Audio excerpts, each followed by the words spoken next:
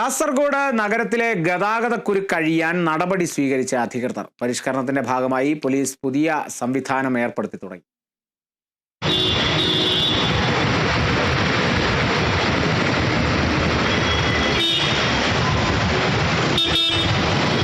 Traffic പരിഷ്കരണത്തിന്റെ ഭാഗമായി പുതിയ bus സ്റ്റാൻഡിലേക്ക് ബസ്സുകൾ കയറുന്നതിനും ഇറങ്ങുന്നതിനുമാണ് മാറ്റം വരുത്തിയത്. എല്ലാ ഭാഗത്തു നിന്ന് വരുന്ന ബസ്സുകളും പഴയ ഇന്ത്യൻ കോഫി ഹൗസ് വഴി ബസ് സ്റ്റാൻഡിനുള്ളിലേക്ക് പ്രവേശിക്കണം.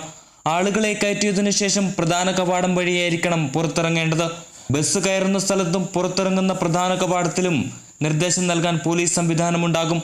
നേരത്തെ മംഗളൂരുവിൽ നിന്നും പഴയ ബസ് സ്റ്റാൻഡിൽ നിന്നും വരുന്ന ബസ്സുകൾ പ്രധാന കവാടം വഴിയാണ് ബസ് സ്റ്റാൻഡിനകത്ത് പ്രവേശിച്ചിരുന്നത്. ഇത് വലിയ ഗതാഗതക്കുരുക്കിന് വഴിവെച്ചിരുന്നു. ചെർക്കള ഭാഗത്തു നിന്ന് വരുന്ന ബസ്സുകൾ ഇനി റോഡരികിൽ ആളുകളെ ഇറക്കുന്ന രീതി നടപ്പാവില്ല. ബസ് സ്റ്റാൻഡിനകത്ത് ആളുകളെ ഇറക്കണമെന്നാണ് പുതിയ പരിഷ്കരണം.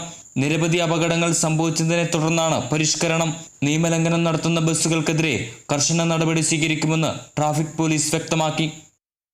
Kerala vision news, Kasaragod.